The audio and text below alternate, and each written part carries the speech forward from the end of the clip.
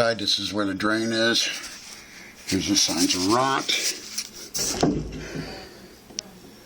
And there's your gap between that beam.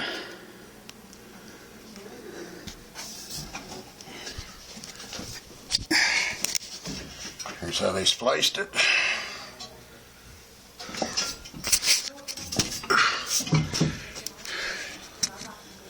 Actually, 2 beams have been spliced. Okay, they're on 16-inch centers with 4x4 posts.